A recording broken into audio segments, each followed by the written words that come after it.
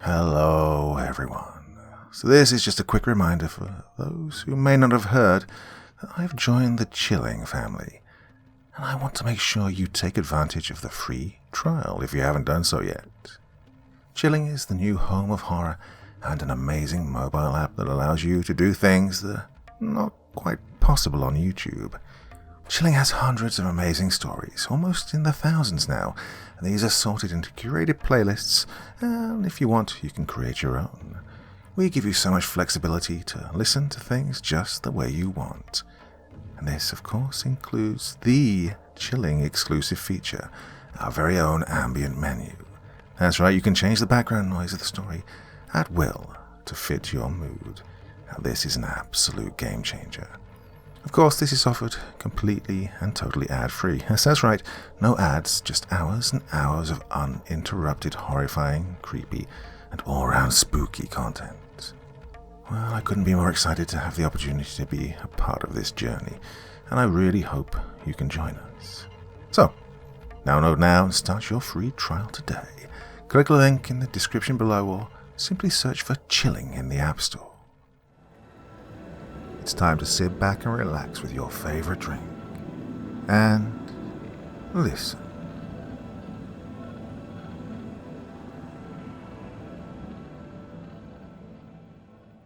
The Night I Met Satan by Master of Monsters. We aren't supposed to talk about our patients for confidentiality reasons, but I feel so compelled to write this, if anything, because I really believe it could be true. Now, I no longer work at this facility. I quit 2 years ago because of personal reasons. I was taking care of the mentally ill, and I felt I was becoming incapable of doing so, and I've since changed professions. Now, what I'm about to tell you is true, and it has haunted me every waking day since it happened. I was a nurse, good one at that, in a local psychiatric hospital. It's only a year before I found myself promoted, or maybe demoted, to the secure unit at the hospital. God, it was a nightmarish place to work, to tell you the truth. It wasn't like the other units, where the people still had some shreds of sanity. No, most of the people in that unit were so far gone that they seemed to be more animal than human. Walking down the halls, their screams, and sometimes growls, could become deafening. I was almost tempted to bring an MP3 player to work with me, but well, the idea of someone creeping up behind me without hearing them, that was what stopped me. The nights were the worst. It's not like the movies where the lights would be completely turned off, but they were dimmed. And the noises, though not as loud, were far more disturbing. It was a constant murmuring and humming that droned on throughout the night. My last night there was the most interesting and the most unforgettable. Sometimes patients would get out of their rooms. We'd have to force or usher them back in, but this was the first night that she got out. The security guard had wandered off, probably sulking because I'd turned down his advances for the 100th time, and I was alone. I didn't see her at first. Gosh, she was so tiny and frail, and quiet. I'm not sure how long she stood there at the secured office, but something caused me to look up, and that's when I saw her. She just stood there, on the other side of the glass. She wasn't even looking at me. Instead, she was staring down at her feet. Her shaggy brown hair hung over her face, and her gown barely hung from her skeletal shoulders. We'll call her Lucy, though that wasn't the name on her papers. Lucy was different from the others. She wasn't as violent, but she had the most violent history out of all of them. When I'd pass her room at night, I'd sometimes look in. She'd just be sitting there on her bed with her back to the wall, staring. I'm not sure if she ever slept or even moved from that position. I could feel my heart hammering in my chest. She was so inconspicuous, but she terrified me. As frightened as I was, I didn't call for help. God, it was the oddest sensation I've ever had. But, well, I felt bad for her. There was something there, beyond my fear, which made me have compassion for her. Sometimes security could be overly rough, and I didn't want her to be hurt or punished. So against my better judgment, I got up, walked to the office door, unlocked it, and stepped out. She didn't move as I slowly approached her. It wasn't until I placed a hand on her shoulder that she finally looked up at me. Through her messy hair, I could see that she had eyes of the loveliest shade of blue I'd ever seen. Looking into them was like looking into the ocean. I stared for a while, locked on her eyes until something began to well up inside of me. In those blue depths, there was something lurking. Not dangerous, but painful. God, it made my chest ache, like my very heart was about to explode. I looked away and murmured to her that she needed to go back to her room. My door was open, she whispered in a tiny voice. I didn't open it. I thought it may have been just my perception of her, but it sounded like she was crying. There were no tears in her eyes, but the tone was there. I could feel the tightening in my chest grow and grow. I needed to get away from this girl. I didn't know why, but she was heartbreaking just to be around. I placed my other hand on her other shoulder and steered her around, walking her toward the long hallway where the rooms were located. Her door was closed and locked, which I thought to be odd. I momentarily let go of her to shift through my keys, looking for the one for the rooms. Well, they all had the same lock. I only took a moment to find it, but it felt much longer. God, I just wanted to get the door open, shove her inside, and get away. My discomfort was rising steadily with each second I stood there with her. So, have you ever had someone close to you die? You know the moment just before you receive the phone call, telling you that the person is dead. You already know what the call will be about, even though you try telling yourself that it's not true. You try not answering at first, but you know you'll have to, and prolonging it only makes it worse. Oh, this is how I felt. There was something about this girl that gave me that feeling. Irrationally, I felt that if I allowed her to speak or even stay near me, she was going to tell me something. Something horrible. Her door clicked open, and she stepped inside. I felt this hope of relief, but, well, I knew it wasn't going to come. I want to tell you something, she whispered. Well, I wanted to close the door, turn around, and walk away, but my feet wouldn't move. Instead, I found myself stepping inside with her and closing the door behind me. It was insane. I was terrified, but I felt like I wanted to be in there. No, it felt like something was making me want to be in there with her. She walked over to her bed and crawled up on it, taking her usual position. I stayed near the door. Whatever was making me have these compulsions wasn't going to make me get any closer to her. Do you know what my name is? She asked in that same whispered, crying tone. My mouth opened to tell her, but tell her what? I didn't want to give her the name she had. No, I wanted to tell her another name. I didn't know why I wanted to call her that. There was no reason to call her that, but that name began ringing in my ears. That isn't my name, she hissed, breaking that soft tone. I felt a bolt of electricity travel up my spine, making my hair stand on end. I felt horrified that she knew what I was thinking. I felt ashamed. I felt guilty. My original name was Lucifer. That was my name before you took it from me. That was my name before you did what you did to me. I was the bright morning star. That's who I was. That's who I am. That is my actual name, not the filth you now label me with, she whispered.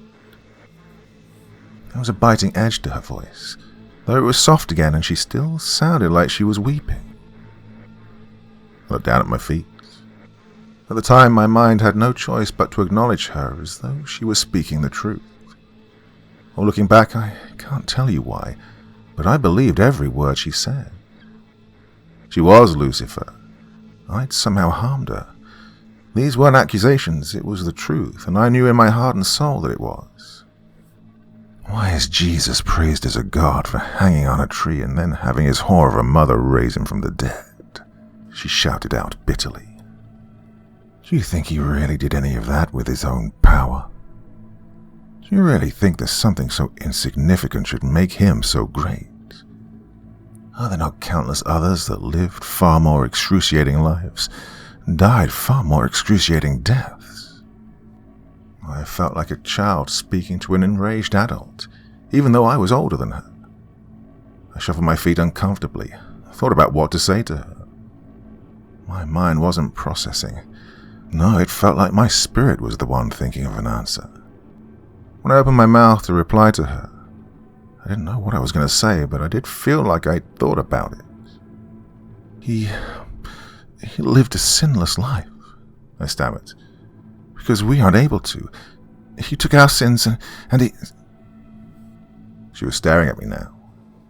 Her eyes appeared almost black, like a storm was moving in behind them. Oh, this was the moment I was dreading. This was the moment, the reason why I wanted to get away from her. I could feel it building. Why do you think he designates what is sin and what is not sin? Who do you think controls our flesh? Who do you think was the original author of physical sin? Who makes you lust, murder, molest, steal, rape? The whore you call a father, the whore you call a god, the whore who placed her son on the throne. That whore is the reason for all this pain in the world. If it's her desire, can the whore make it so that her stupid son doesn't commit any physical sin? Can she even designate what is or what is not a sin? My heart was hammering in my chest. I felt like I was about to collapse, but I remained perfectly still. She was asking me questions, but I knew if I tried to answer, it would only make it worse. I'm going to tell you a story, she said almost bluntly. Something was changing about her. She no longer seemed to be crying. If anything, she just seemed to be annoyed by having to speak with me. Once upon a time, there were 2 children born. Identical twins, a boy and a girl. The boy was lavish with attention and praise, while the girl was cast aside and ignored. She could do everything her brother could do, but that didn't matter to their mother. Her son was the most precious thing in existence. In truth, she lusted after him. She hated the daughter simply because she was there, and because the son showed affection for her. I guess these emotions were somewhat new to her, but she knew they were wrong. Before her children were born, she'd been alone. The idea of right and wrong was still something new to her. If anything, she was just as much a child as her children. Oh, the mother knew what she was doing, but she didn't stop. She was the original. If she was capable of such thoughts, such evil, then her children would undoubtedly be the same. It would have been better for the daughter if the mother had concealed her thoughts, but she knew that by doing so, she would be concealing the truth. There would also be the temptation of allowing the daughter to believe something was wrong with her, that she was as horrid as the mother told her she was. You see, she isn't as perfect as she says she is. When there's nothing but yourself, how do you know what's good and evil? There has to be others. When others are brought into the situation, then you can see how you interact with them, and what hurts you or them. She's capable of irrational hatred, jealousy, lust, love, everything we are. The only thing that's different is that she found herself in a position of authority, and because of that authority, she had to hold herself to higher standards. There was no being nice to the daughter, at least not genuinely. She knew that if she wasn't in the higher position she was in, then she may have gone further than just the light bullying. Then there was also the son to think about. She loved him more than anything, and she didn't want to ruin his image of her. I think, just for a moment, she even considered getting rid of the daughter and locking the son away with just herself for company. He would be miserable, though, with just her. There'd need to be more. More company meant more happiness, right? And so when they say that the world was created for the sun, this is what they really mean, even though they don't even realize what they're saying. But the damage was already done. She was cruel to the daughter, before she could even stop herself. She lied about her, and the daughter knew. If there's one person you can't tell a convincing lie to, it'd be the person you're lying about. It's like trying to convince a person that their eyes are green when they know they are blue. Well, it started getting worse and worse. The mother had to maintain her lies, even though she knew how much it was hurting the daughter. Because if she didn't, then the son would know that she wasn't perfect.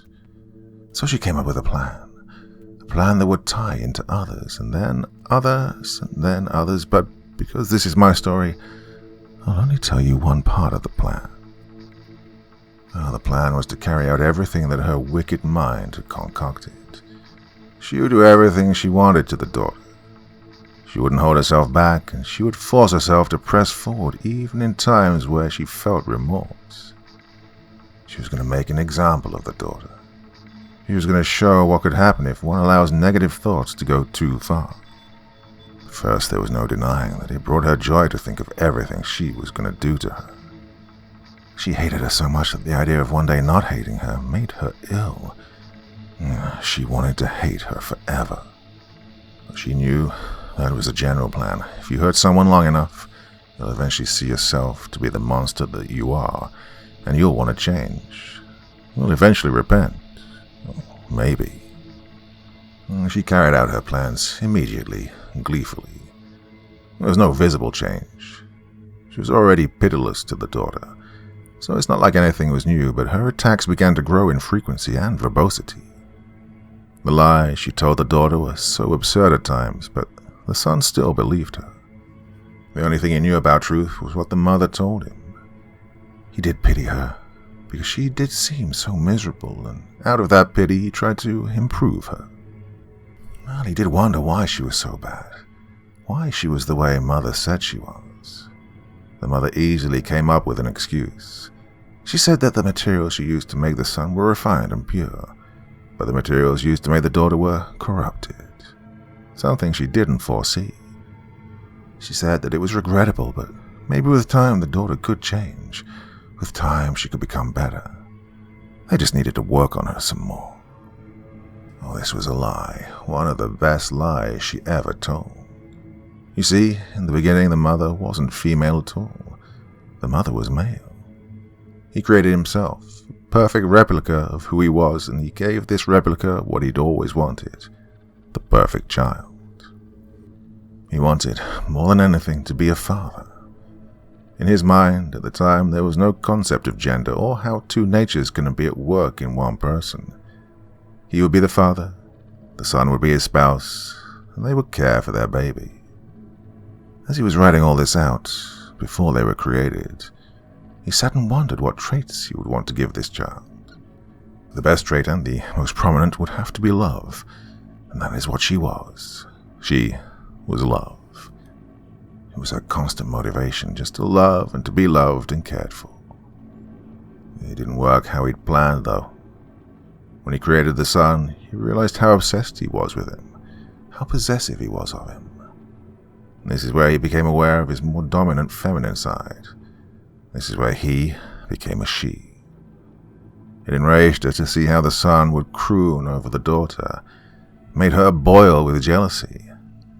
But these were attributes that the daughter rarely showed, even when the mother would mock her. She still loved her and wanted her love. She knew where she'd gone wrong. She'd made the daughter too unrealistic, too perfect. She wasn't like the mother or the son, and she hated her for that. She began to think of her as a puppet, something not as real as they were, and all she wanted to do was shove her in a closet and forget all about her. And it was then that she decided that no other children would come from the template used for the daughter. She quite literally broke the mold after she made her. No, any other children would come from the son. She knew the son had flaws, and flaws meant that they would be more understanding of her, more relatable to her.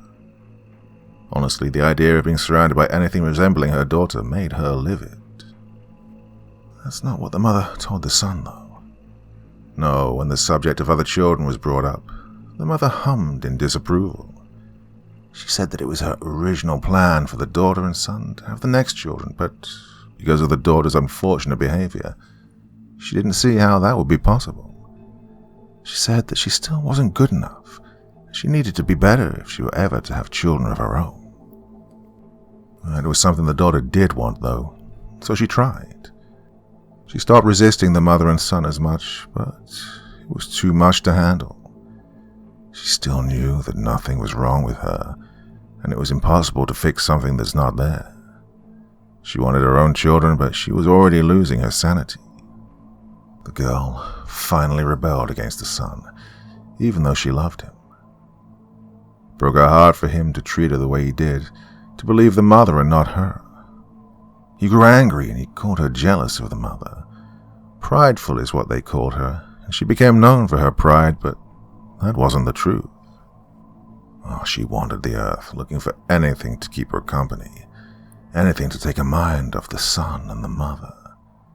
She found animals to be the best companions, and so the mother made her look like one. Then, 2 more children were born, again a boy and a girl. This time the girl was praised and doted on, receiving everything the first daughter had so desperately wanted. The son even loved her more, saying that she was far more beautiful than she ever really was. But in secret, the second daughter would come to the first. She would be cruel to her, viciously tearing her apart. She was just like the mother, and that was the point. As hard as she was, the mother was more at ease with her. She even genuinely thought the second daughter was in the right. The first daughter would defend herself, sometimes just barely harming her to get away. But that isn't what the second daughter would say. No, the second daughter would say that she was the one that was attacked, and she would cry to the 2 sons. And they grew to hate her because of the lies. Everything beautiful about the second daughter was a lie, but she was loved because of the lies. Yet everything truly beautiful about the first daughter went unnoticed. They hated her existence. It was nothing but pain. Then one day, the mother found her and approached her. She was being kind for once, and the daughter was lulled by her gentle words. As malicious as she was to her, she still wanted her love. That's all she'd ever wanted. The mother asked her why she was so sad, and the daughter replied that she wanted to be loved. She broke down crying, saying that she didn't understand why she was so hated, why she was treated the way she was. Somewhere along the line, some part of her began to wonder if they were right, that there really was something wrong with her. Well, the mother used her insecurity to lure her back. She promised that she'd be loved, but she, in return, had to promise to be a good girl, better than she'd been. The mother said that the second son would love her and that she wouldn't be so sad anymore. So she followed the mother, and she did try her hardest to be better, even though she still didn't know what she was trying to fix about herself. She became obsessed with becoming perfect, being everything the mother told her she wanted. She needed to be more loving. She needed to be kind. She needed to be just like the second daughter. She wasn't allowed to defend herself anymore. She had to agree when she was told she was being bad, and then she would have to allow the second daughter to come and help fix her. It became exhausting and infuriating, but there was one thing she did look forward to. When she was ready, when she was perfect enough, then the second son would love her. She would finally be loved. Well, he wasn't very nice to her. If anything, he was just as bad as her sister, but she still loved him, just with the promise that he would one day love her in return. Well, he didn't know about it, not yet, and she was admittedly frightened of the day when he'd find out. She was scared that she still wouldn't be good enough for him, something the second sister, who did know about it, would often echo and reinforce.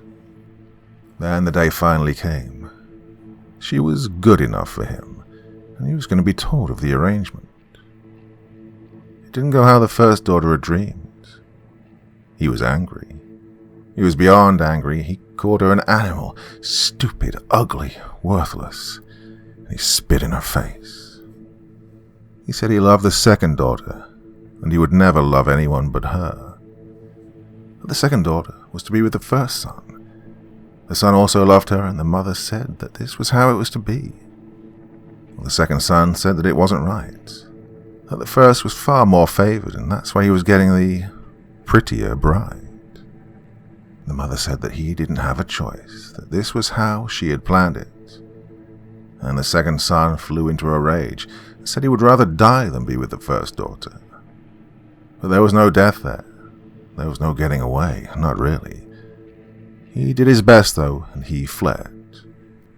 The first son and the second daughter, they blamed the first. They said that if she'd tried harder, then it would have been different. If she'd made herself more attractive, then he wouldn't have left. And she believed them. Well, she was heartbroken and weary. She didn't stray far. There just wasn't a point anymore. She found a tree and she sat beneath it and closed her eyes. Part of her died there in her misery, and it never came back. She thought that maybe she'd be able to will herself to not exist anymore, if she tried hard enough, but it never worked. Her mind had already been worn down by the mother, then some more by the son, and then the second daughter. And then the second son leaving. That's all it took to push her to breaking point, but not all the way over.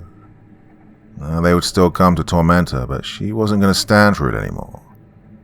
She used to hold herself back, but not anymore. She snapped. Well, the mother warned the son and daughter not to approach her, to stay away from her.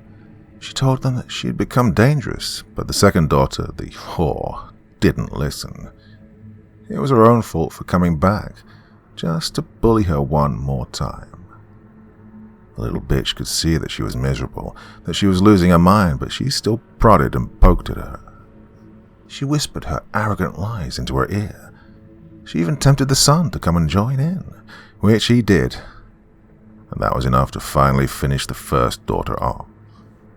The light once in her died underneath that tree, and the son and daughter knew that something was different. There was a new madness in her eyes. There was bitter hatred in her words, but there was also a quickness and intelligence to them. They'd used to call her stupid, but the truth was that she'd often censor herself because, as much as she hated them, she still didn't want to hurt them, not really. But she didn't care anymore. For the first time, she fought back and allowed herself to spew every dark thought that had ever crossed her mind. Every argument they brought, every accusation, every word they spoke, she threw it right back at them, and they couldn't dispute her. It wasn't enough to just tear them apart. Oh no, there was also the mother. The son and daughter followed her, pleading with her to calm down. They didn't want their shame to be exposed. They knew now that what they'd been doing was wrong. In his mind, the son blamed the second daughter, and in the mind of the second daughter, she blamed the first. She wrapped herself in her own delusions, telling herself that it was the fault of the first daughter, simply because she'd existed and was there for her to torment. When the first daughter reached the mother, the second had already resorted to what she did best, crying and throwing false accusations. The son said nothing. He knew what she was saying wasn't true, but he still loved her, and to expose her, he would have also exposed himself. He even began to cover for his beloved, defending her, supplementing her stories, justifying her. It didn't matter, though. It hurt, but a heart that has just been shattered, it still somewhat feels. But the pain wasn't going to stop the first daughter. She accused the mother, attacked her, and fought everything she said. Mother, in turn, brought in the son and the daughter, asking for them to tell the truth. Both of them lied, and the mother said she believed them. It drove the first daughter further into insanity. She stood there, night and day, screaming at the top of her lungs because of the injustice of it all. Oh, the mother knew everything. She would therefore have to know that the son and daughter were lying, which meant that, in her mind, the mother unjustly hated her so much that she would prefer the lies to the truth. Other children were born. Thousands, then millions. Of course, they could hear the screaming. Everything the first daughter would say was audible to anyone who would listen. It was okay at first. She was just a nuisance, something that would eventually give up and go away. But then some started to believe her screams. They could see the truth in everything she was saying because they were also experiencing the same prejudice. Even the second son heard her, bringing him back. He still didn't love her, or maybe he did now, but at least he believed her. And soon enough of the children believed her, and there was a revolt. There was hope for the first daughter now. Not that anything would change because she had already seen how wicked the mother could be. No, there was hope that she would finally get what she wanted, to not exist. She thought that if she created enough of a problem, then the mother would have no other choice than to get rid of her. And this idea made her fight even harder. The son stepped up to oppose her. He forgot about his own sins against her. He simply ignored the truth in everything she said. It was his own pride that didn't allow him to admit his guilt. In the end, he won. He held the majority, and the majority always wins in a vote. But he still needed to get rid of the first daughter. She knew too much. He suggested, with the help of the second daughter, that the first be given what she wanted, but only after a punishment of some kind. She needed to be punished for what she had done. As for those who followed her, those she had grown to actually love and care about, he decreed that they would share in her punishment, but that they could return if they so desired, but only after they acknowledged him and only him as king. That wasn't enough, though. His troops weren't as strong or as righteous as he was. There were too many whose convictions weren't as passionate as his. They needed to be more like him. They needed to learn obedience. They needed to be fixed. Those that didn't learn their lesson of obedience to him and the mother, well, they would share the same fate as the first daughter. There would be a test, a competition, complete with the most elaborate arena ever constructed. The prize would be an eternity of servitude to the king. Those that fought harder in the original war, they would have advantages. The competition wouldn't be as difficult for them because they'd already proven themselves more worthy. Those that didn't fight as hard, he would make it even harder on them. There would be rules in this arena. The mother would write them. The point of the game was to follow the rules as best you could. And so, it started. Over time, the first son began to see that he had been too strict, so the mother gave him an idea. She told him to go into the arena and share what he'd learned, and then show his ultimate love in a way that the other children would understand. To die for them. But a king cannot die. Oh no, a king still needs to be strong. And so his death was not permanent. He came back. The rules changed as he changed.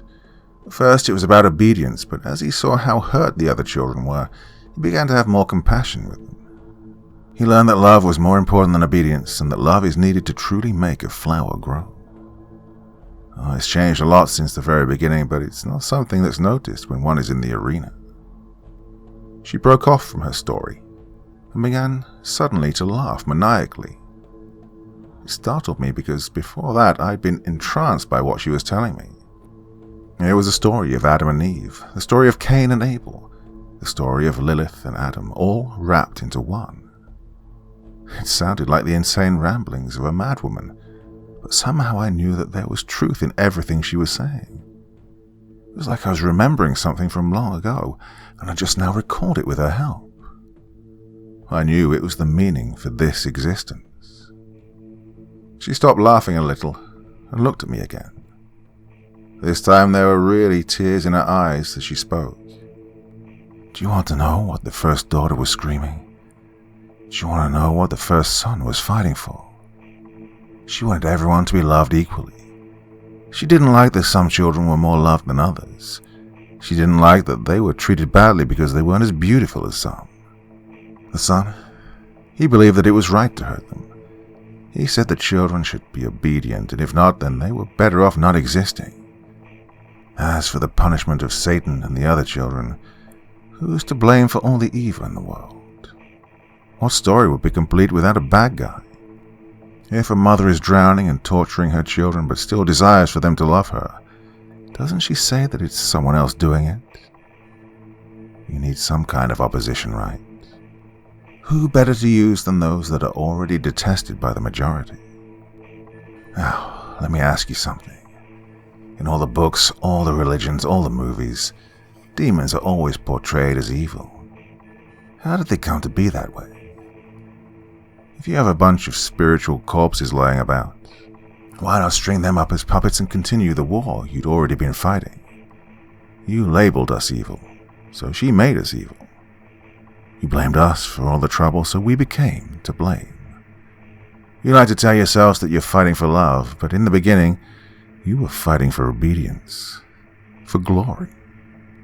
It's only now, in the last few thousand years, that you're beginning to see that glory isn't everything you thought it would be. Now you see why we were so willing to die for what we died for. Now you understand the screams of the madwoman. I could feel my gut begin to twist, and I felt like vomiting. It wasn't because of what she was saying. No, that would be something that I would have to digest later. It was because I could feel what she was about to say next. I didn't know what it was, but I knew it would be hard to hear. I'd been a devout Christian all my life, and everything she was saying should have seemed blasphemous, but, once again, I knew it was true. It resonated with my very soul. "Have you ever read Revelation?" she asked me softly. I nodded. "I want you to read it again. This time when you read it, I want you to read it from the perspective that it has already happened. The Antichrist, the one that people live in such terror of, the one they anticipate, he already came, and you followed him into hell." My heart literally stopped. The true Messiah, the one carrying the real message. You voted and you damned her and those that followed her. You persecuted them, spiritually tortured them, and then damned them, because the Antichrist promised you glory. Now you're here.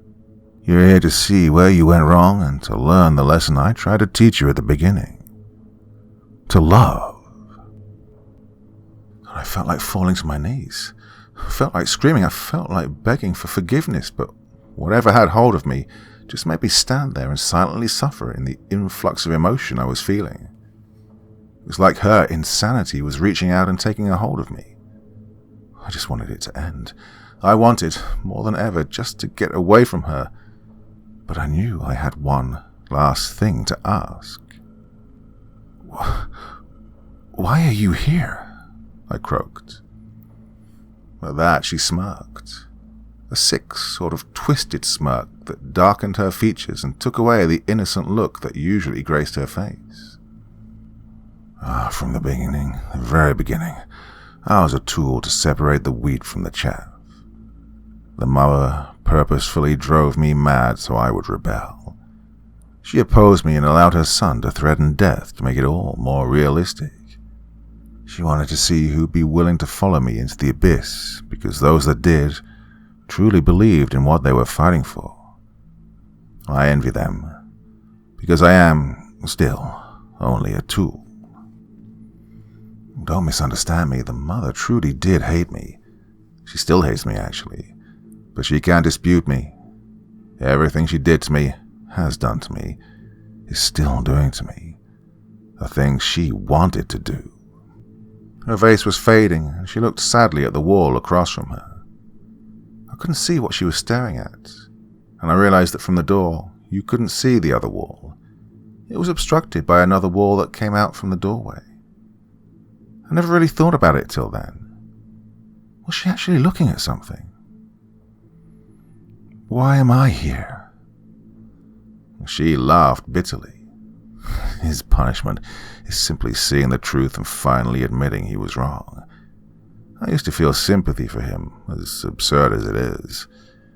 I used to care that seeing me caused him such great pain, till I realized that that pain was just his pride. I'm here because when I look away, they hurt me. I have to watch him and he has to watch me. I don't care anymore. Sitting here, I gave up, but I can't leave until he admits he was wrong. I didn't want to say anything to anyone because I knew his image mattered so much to him. Like I said, I was a fool and still felt sympathy for him, even after what he did. I didn't want him to be hurt, and I guess that some part of me still doesn't. But I can't care anymore. I want what I've always wanted. I want to get away from him. I want to sit down somewhere and just disappear. But I still can't. I'm just a tool. I'm still just shit in her eyes. If her poor precious son has to sit in some kind of punishment, then so must I. Well, I don't care what you do with this story. I just wanted someone to know I was here. I was getting desperate. What do you do when a god hates you so much? I could try committing suicide, but I'd just be born again and it would happen all again. I guess it's somewhat comforting at least, just to know that someone knows. I don't feel so alone then. Well, the mother promised me that you would believe me. I guess it's her small kindness to me. Something to bargain to make me stay. Not that it matters. I mean, I'd have to stay anyway. Unwillingly, my feet began to shuffle forward, just enough that I'd be able to look around the corner and see what she was staring at. What I saw was truly horrific, but it didn't affect me at first. There, in the corner, hidden from view by the other wall, was a hunched figure. It looked like those pictures of Jesus that you always see, but he was warped and twisted, his features pulled back into a disfigured and silent scream. His limbs and neck were bent at strange angles, and they were longer than they should have been. I got the feeling that this thing wanted to charge at me, to harm me, but it was being held still. Panic began to set in, but I couldn't move or look away. Not until she spoke again. "Oh, he looks better than he used to," she whispered. It was like her voice broke the ropes that were binding me, and I fled the room. I'm not sure if I even locked the door. I left early that night, saying that I wasn't feeling well, and I never went back. I've done everything I can to forget what happened that night, because my mind simply can't handle the information. But tonight I felt I needed to share it, and so I have. I can still see that frail woman sitting in her room, doomed to wait for that thing to repent, I guess. I want to help her. I'm driven to help her. It's like sharing this story. I don't know. Maybe I'm just losing it. But I had to write this. I had to get it out there.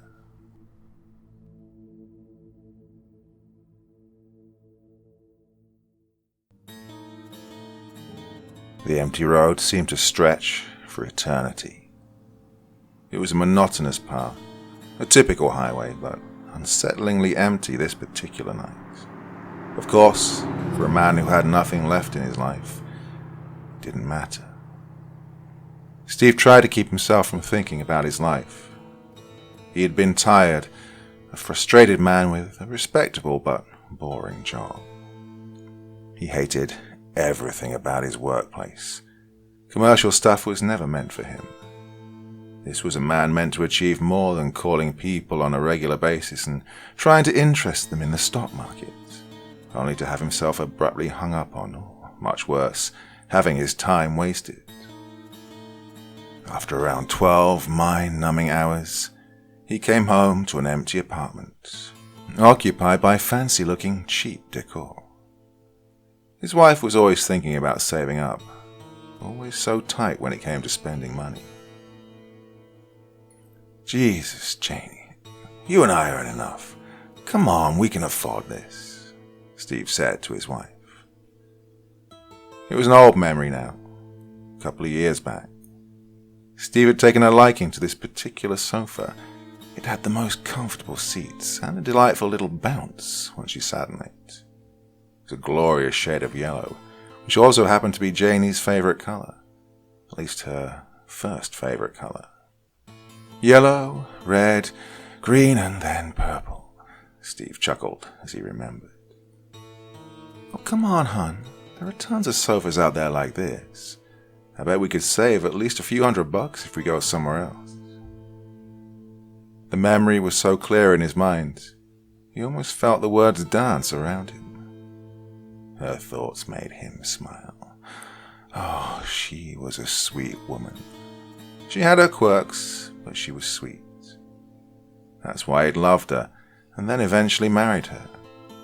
But that was before. That was the Janie he loved.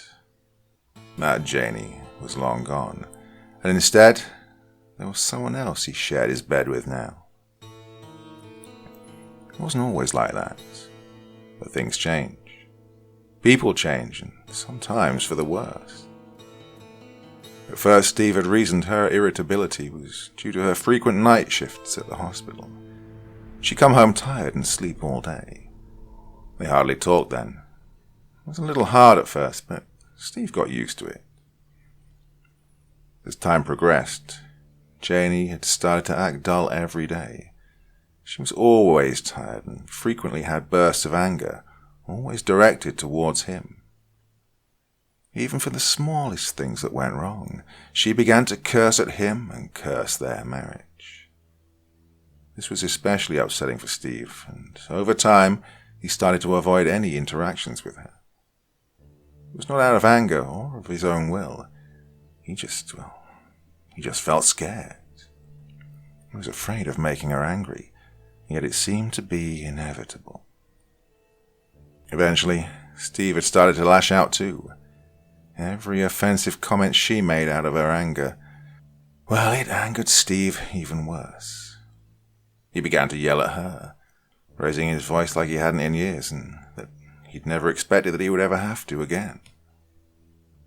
The road seemed to stretch on forever, but he didn't care much. His thoughts kept him company. Those in the briefcase he carried with him. The music from the radio was low, just there to conceal the emptiness. Oh, he hated that feeling. It reminded him of the time Janie had started to completely avoid him. She seemed to be repulsed by his very being, not even looking over in his direction at times. Her vocabulary of colourful insults started to water down, and eventually it just consisted of and okay. He didn't know what had gone wrong. Had he not been spending enough time with her? Had he not been gifting her enough? Yes, maybe that was it. He should take her out to a nice dinner and buy her gifts. That would probably do something. It always seemed to work in the movies, and that's how their love had been. Movie love. At least, before Janie changed. As Steve's red Camry made its way through the highway, he passed through a gas station. He kept on going. He didn't need gas, not for a while, and when he would, he'd find another. So right now, he had to just keep going. Parked next to the gas station was a police car, inside which sat Officer Berg and his partner and his junior, Officer Floyd. They each had a cup of warm coffee, sipping on it between exchanging words. Berg had taken quite a liking to Floyd. The young man reminded him of himself in his own rookie days, lazy but a good learner. Maybe the reason she felt like that was because of the punch he took on her face. You should have seen it. Oh, it was crazy. All the guys just jumped at the chance to beat the hell out of that guy. If I wasn't there, he probably would have been freaking killed, Floyd said, sipping his coffee. Jesus Christ, kid. Who the hell are you lying to? I've been in this line of work long before you were at... Yeah, okay. Spare me that, old man. Someone did definitely punch him hard. Sure, kid.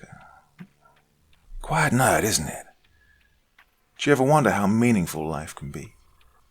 You truly appreciate it in slow moments like these. Maybe at your age I will. Right now, I don't give much of a shit about anything, to be honest. So just spare me all that enlightenment artsy crap.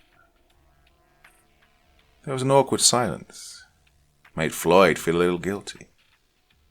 Oh, man. Sorry if I came out as rude. It's alright, kid. Fuck you.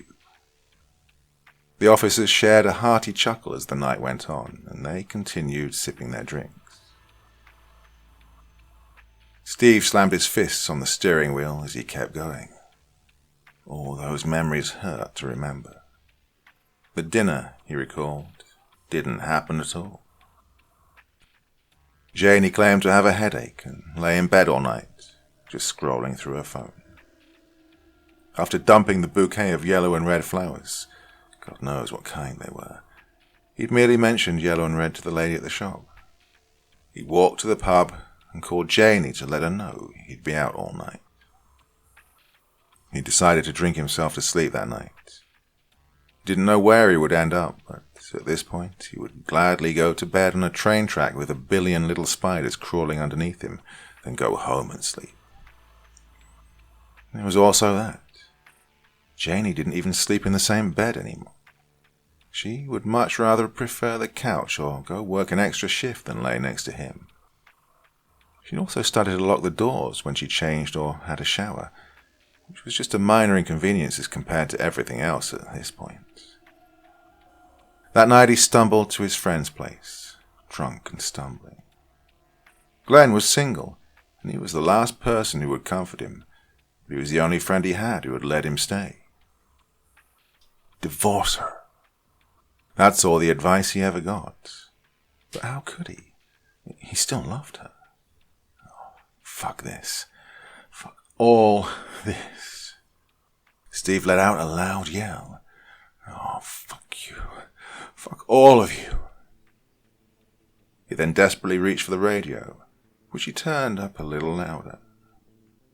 And now we will present you with some of the most romantic. He switched the channel. That was the last thing he wanted to hear.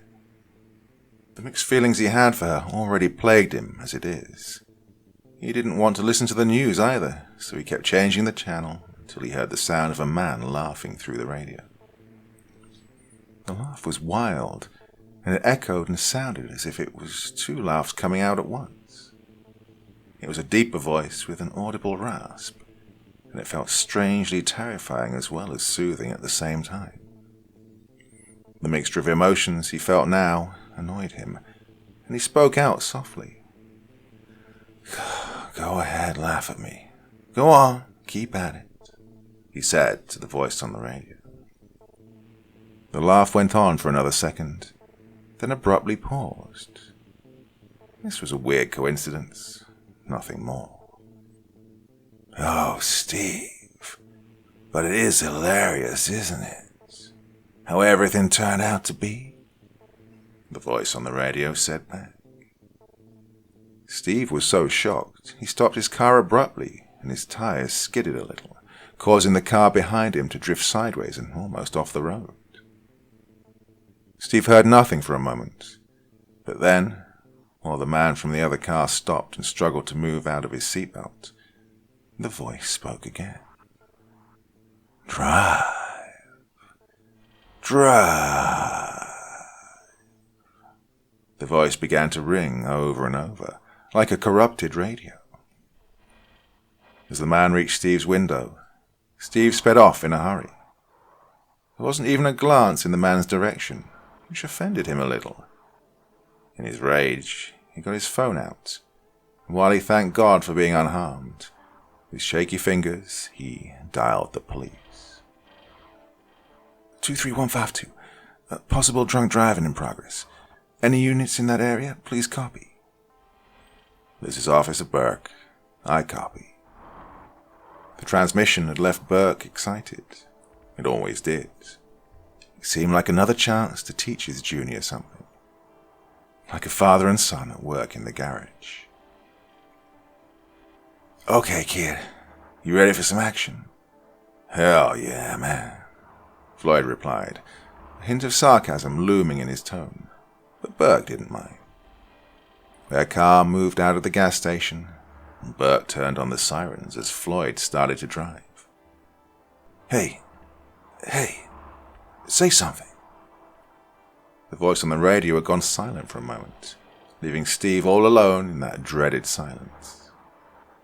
Steve was about to turn the radio off when the man spoke out again. Oh, Steve, such an impatient man, aren't you? Do you think that's why Janie cheated on you? Fuck you. You hear me? Fuck you. You're not even real. I'm going crazy. I'm losing my mind, and that's it. Even though he begged for a response, he was regretting it now. These words were digging deep into his sanity and clawing at it. I'm not real. Oh, you're smarter than that. You know I'm real. Oh, I'm more real than that kiss your wife shared with. What's his name again? Oh, yes. Benjamin, was it? There was so much pleasure in his voice. It was sickening. Steve had more anger in him than fear at this point. What are you gonna do, Steve? I love you, Steve. You are the only man who understands me. The voice had mimicked Janie so well. For a moment there, Steve thought she'd spoken them herself. Please, stop. Steve could only muster a whimper. Maybe you still care. Am I wrong? I do love her. I love her so much. And what is it you want most right now? The sounds of police sirens interrupted the little moment of silence in the car, and Steve stepped on the gas. You know you'll always suffer, Steve. Pain will follow you like a shadow. Oh, fuck me, Benjamin. Oh, yeah. Do it right, Doc. It mimicked her voice again. It was so perfect and so lifelike, it made Steve's gut turn. This made Steve snap. He abruptly turned his car around and drove off the road and into the dirt beside it. His car almost tipped over the side, and lucky for him, it didn't. There was damage from the sudden jump, and Steve knew he'd hurt his back. However, his rage masked the pain, and he didn't care. Oh, fuck you. That was so long ago. She never had an affair with him, not while we were married. Stop messing around with my head, whatever you are. Steve was fuming with rage now. He wanted to smash the radio to pieces, but he restrained himself. He wanted to hear. Oh, how she left him in favor of a young man with a more promising career. Broke her heart the same way as yours is right now. Steve felt anger, replaced with fear. There was now a slow realization, but he didn't fully accept the truth, choosing instead to remain in denial. What do you mean? He said, stuttering, like the same way he did when he was a scared little schoolboy. Oh, you see, my dear friend, memory is the worst torture device. It can drive a person mad. All they need is someone to give it to them. The voice began to chuckle a little, then burst out into a full laugh. It laughed louder and louder. Oh, you son of a bitch. Steve walked out of the car and opened its trunk. He picked up the shovel he'd stored in there and the gun he'd also brought along. He began his walk back, but was interrupted. Sir, put your weapons down. State police, Floyd said loudly, in an attempt to impress his superior, and turned back to Burke and winked. Sir, are you okay? Steve ignored it and walked away from the car and dug his shovel in the ground and started to dig. I'm sorry, Janie. I'm so sorry. I'm coming. I'm coming to be with you." The laughter in the radio continued. Steve didn't care anymore. He just kept digging. "What the fuck is wrong with this guy, huh?" Floyd asked Burke. "Let me talk to him. Stay back." "I got this," Floyd said in his cockiness, walking down towards Steve, who kept digging, and then walking back towards the car, his eyes focused on the ground, his lips moving while he murmured to himself. Floyd pointed his gun at Steve. "Get on the fucking ground." Steve then reached into his jacket pocket, and this sent Floyd into a panic. He shot Steve right over the elbow, sending him down into the dirt. Burke cussed and radioed for backup. Meanwhile, Floyd went to check on the bleeding Steve, who was bleeding from the shoulder, all the while muttering the same thing over and over. "I'm sorry, Janie. I'm coming. I'm coming. I'm sorry, Janie." "What?" Floyd asked, and then for a moment, Steve looked Floyd right into his eyes, and then shot him right through the pocket of his jacket, right in the head, sending him down to the ground, the life moving out of him like the smoke from his open skull. Steve struggled to stand up and kept murmuring, while Burke tried to charge at him from the road, just falling down in the dirt instead. Steve just fired at Burke casually, luckily missing him completely and not killing him, like he'd intended to, but he didn't care. Steve reached for the trunk and pulled out the lifeless corpse of Janie, completely naked, wrapped in a white towel. She looked so peaceful, like an angel. He remembered the first time they'd made love. It was awkward but magical. Right on the hood of his car under the blanket of the stars. And funnily enough, it was a night just like this. He placed her in the hole he'd dug for her and removed his jacket, putting it around her lifeless body and then reaching in for a kiss. Their lips touched. Steve didn't care. He was going to be with her again. Burke pointed his gun at Steve, warning him again, but Steve instead looked at Burke, a strange, tranquil smile on his face, as he raised the gun to his head and shot himself through the skull once. He fell down at Burke's feet instead of his back, and into the hole with Janie's lifeless corpse. Burke could see the man still smiling, while blood dripped down the side of his head from his temples. He was at peace as the bullet hit him, and that last look was the only thing remaining on him now. To Burke, this just showed the man's insanity. He heard the police sirens and withdrew his gun. It would be an offense to shoot the man again, no matter how enraged he was. He was sent off in an ambulance to spend the rest of the night, and possibly a few days, in the hospital, while the other officers on the scene inspected the madness that had unfolded here. 3 bodies, 1 confirmed murder, 1 possible murder, and 1 confirmed suicide. Their suspect carried nothing but a .22 pistol and a shovel, from what was gathered. The car was empty, besides a few strands of hair from what was presumed to be the body of the female victim. The radio was turned to loud, and for some reason, it had rested on nothing but static.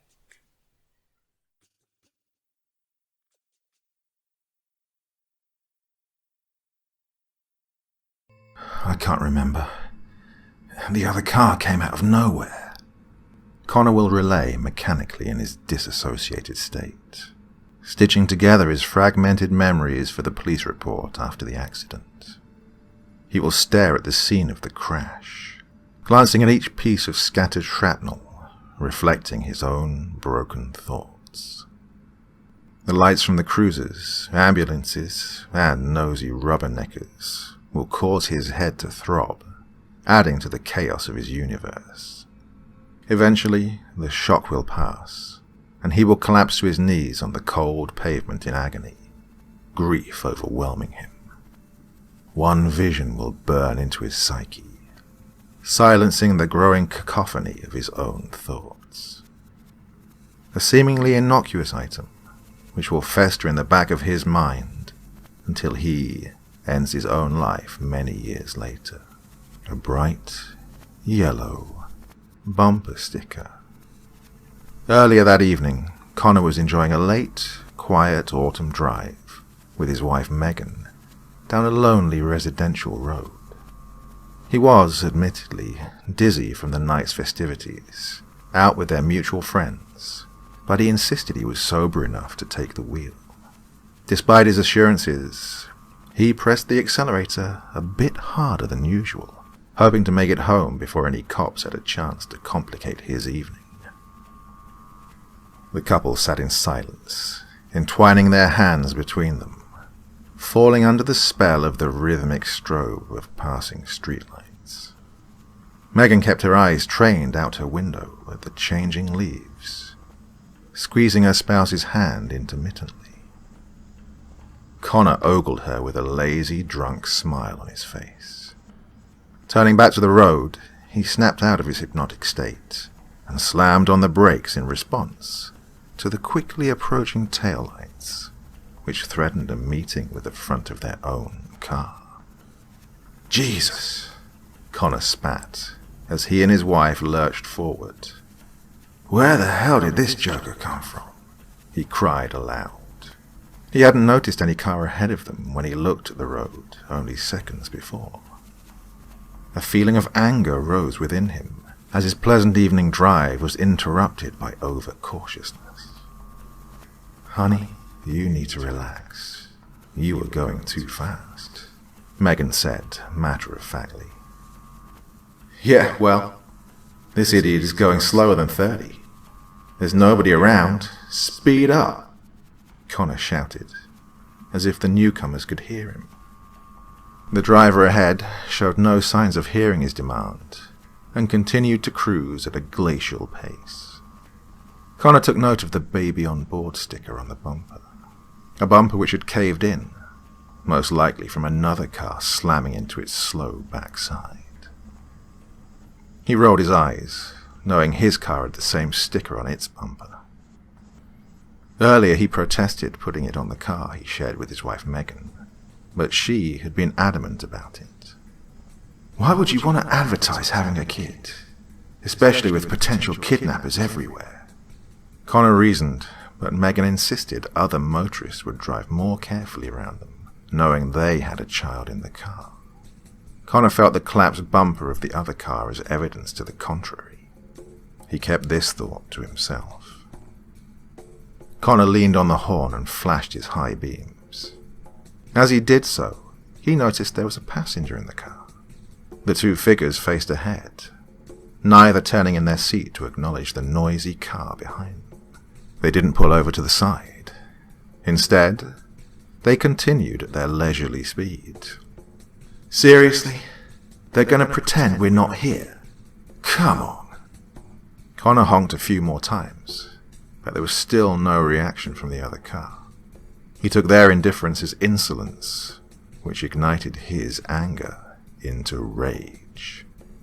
"You're getting angry for no reason," Megan said coolly. "We need to let the babysitter go. I'm not paying him for an extra hour." White-knuckling the steering wheel, Connor swerved to the oncoming lane, and before he could floor the accelerator, the car ahead merged into the other lane swiftly along with them. The car remained in front of Connor and his wife, blocking their advance. Seething, Connor yelled, "What the fuck is this guy's problem?" It's obviously some stupid kids messing with us. Let's just stay calm and not give them the satisfaction of riling us up. Forget the babysitter. We'll be home shortly," Megan soothed. Connor wasn't having it. Now he was hell-bent on either passing the pair in front of them or cornering them and beating their asses, the liquor fueling his bravado. He maneuvered back to the right lane, but the car matched his path exactly. The ease of their maneuvers confirmed Connor's suspicions that the occupants of the car had harassed other drivers before. Wanting to get away from the nuisance, Connor tried to think of another way to bypass the other car. Unfortunately, the road on which they travelled didn't branch off anywhere to get around the offending vehicle. Their only chance was at the end of the road, where there was a red light for a T intersection. However, that light was still a few miles away, and Connor's patience was wearing thin as the other car continued its deceleration. Determined to circumvent the sluggish car, Connor tried one more ploy. This time he swung to the left, cut short and swung back to the right, hoping the other car would be caught off guard. They weren't. Instead, the other car seamlessly matched Connor's position, shifting left, then abruptly changing course back to the right lane. The way the other car matched their position struck Connor as odd. He hadn't noticed it before, but there was no hesitation from the other car. No split-second pause to consider Connor's next play. Their movements weren't that of a copycat. Rather, it was like they knew what he was going to do. Connor's brief feelings of confusion were overcome by his feelings of anger, and he responded to the other car's tricks in the most childish way he knew, and quickly flipped them the middle finger. He watched the shadowy figure driving the other car do the same. Again, there was no hesitation as the other driver's hand shot up along with Connor's. Wanting to test a theory, Connor allowed his hand to linger in the air longer than necessary, waiting for the unknown driver to put his hand down, but instead, it stayed hovering in the air. Connor's anger subsided a bit. In its place, a sense of unease crept in. He unfolded his fingers, twisted his hand to present an open palm to the other car, and gave a small wave. Connor, eyes widened, gawked as the silhouetted hand of the other driver slowly formed an open palm, turned to face the windshield, and waved out to the empty road ahead of them. Every motion was in harmony with Connor's actions. This mild gesture sent a ripple of fear down Connor's spine. He yanked his hand back to the steering wheel and observed the other driver do the same. "Did you see that?" Connor flinched at the edge of panic in his voice. "You've been waving at the guy you've been bitching about for the last 10 minutes? Yeah, I was there for that." Sarcasm tinted her voice. "No, there's something weird going on." He couldn't take his eyes off the mysterious figure. "Oh, he's just messing with you." "No, I'm not sure what's going on, but it's as if he knows what I'm going to do." "I don't think we should be anywhere near this guy anymore." Connor's eyes darted around the empty road, hoping for some signs of life to provide help, or at least comfort, but it was only him, his wife, and the couple in the dented vehicle ahead of them. Megan noticed nothing, so Connor tried to push his worry aside, but he couldn't shake the feeling. They continued driving in silence. Connor's hands tightened their grip on the wheel, straining the skin along his knuckles. The tension increased with every passing minute, until the quiet was cut by the sound of Megan's phone ringing, which caused Connor to jump in his seat. Without turning, he felt her eyes on him, the same eyes she'd penetrate him with whenever he was overreacting. She reached into her bag and produced the phone. The phone pressed to her ear, and Connor gaped at the passenger of the other car, who was also putting something to their ear. He was certain now that he wasn't hallucinating everything. The anonymous pair were, somehow, mirroring Connor and his wife. Megan hung up and mentioned something about the babysitter, but Connor was too engrossed with the occupants in the other car to hear what she was saying. Fear began to sink in, thinking about whoever or whatever was in the other car. Both cars drove slowly for the remaining few miles of the road. A million things ran through Connor's mind.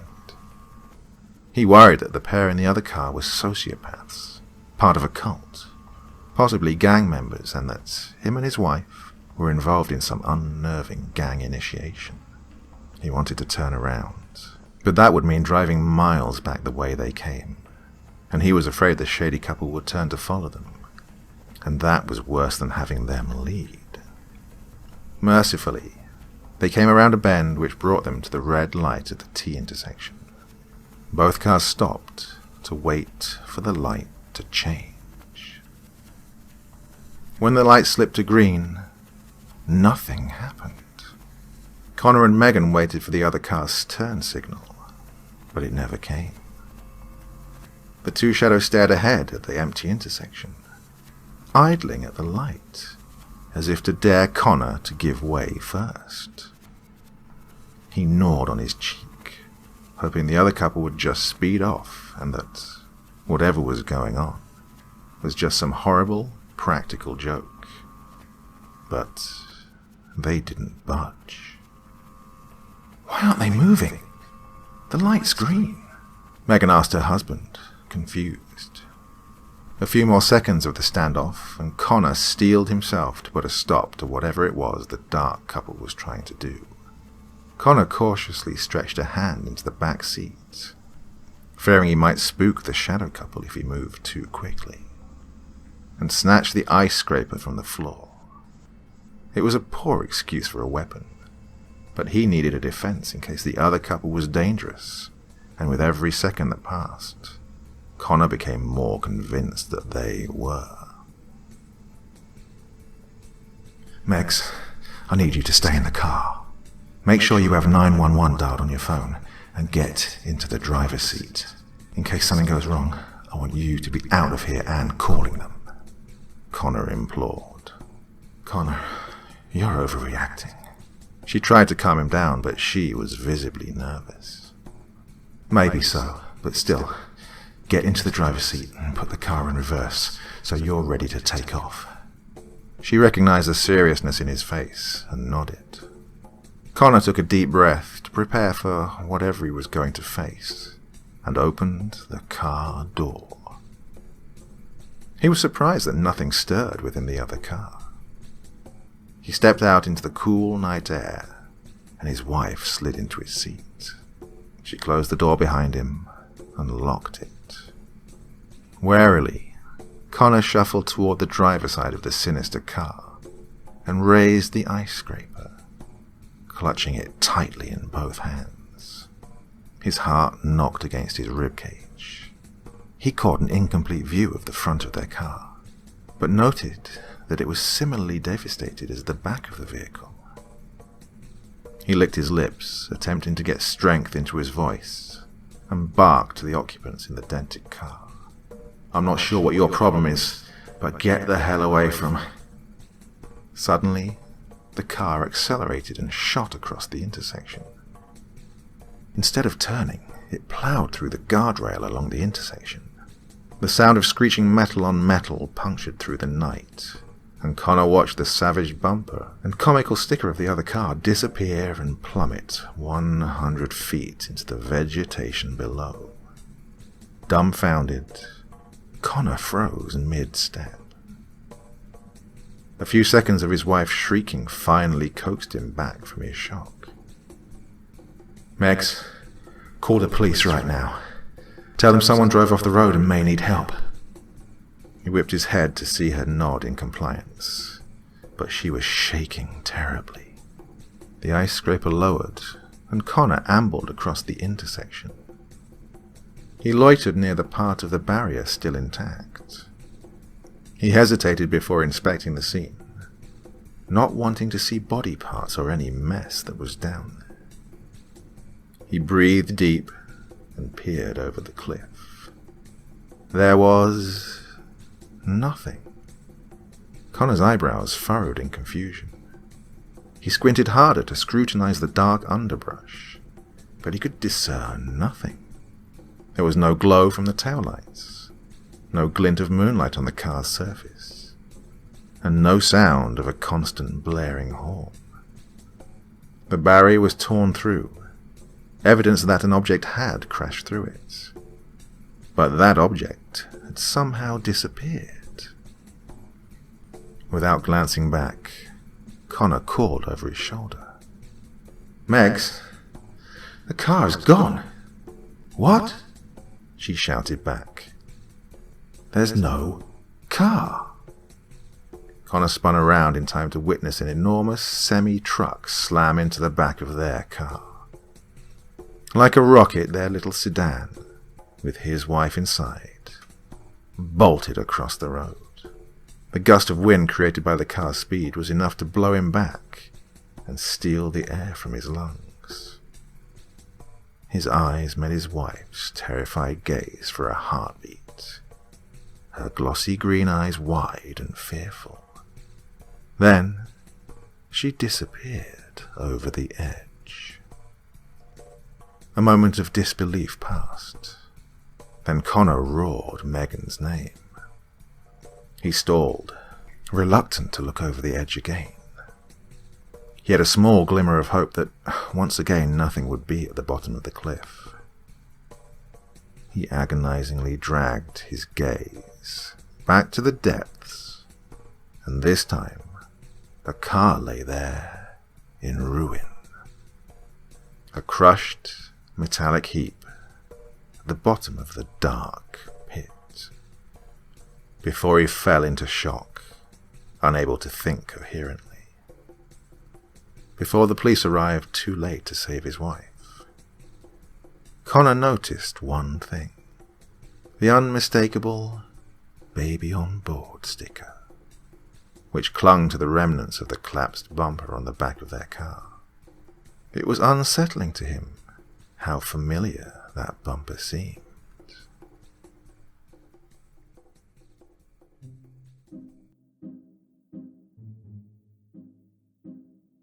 Wow. A lot to take in from that one, isn't there? I'm not a particularly religious person myself, but as someone who believes in science, I know the fact we definitely don't know everything that we could, and there's a lot more out there for us to learn and to absorb as a species, and we've got a long way to go. Wow, what a story. Tell me what you think. Thoughts, feelings, anything else you want to write in the comment section below the video, and I'll definitely be joining in the discussion for this one. Wow, really was a lot to think about. Well, that's enough for your Friday evening's entertainment. I'll be back again very soon. Podcast went up last night. It was a good one. It seems to be very popular.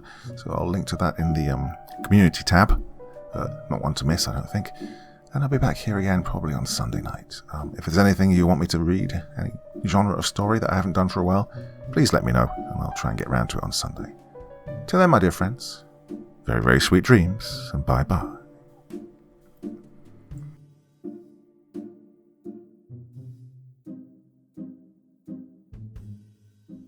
Thank you so much for taking the time to listen to this story today. Really means a lot to me and to the author of the story, of course. Well, if you want to know more about me, I'm pretty much everywhere on social media. You can find me on Facebook, Twitter, Instagram. You can download my music on SoundCloud. I've got a Patreon if you feel like. Throw me $1 or $2. Very much appreciated. And of course, on Reddit, I have a place where you can leave stories if you want me to read one that you've written. Well, hoping to see you all again very soon. Till then, sweet dreams. Bye-bye.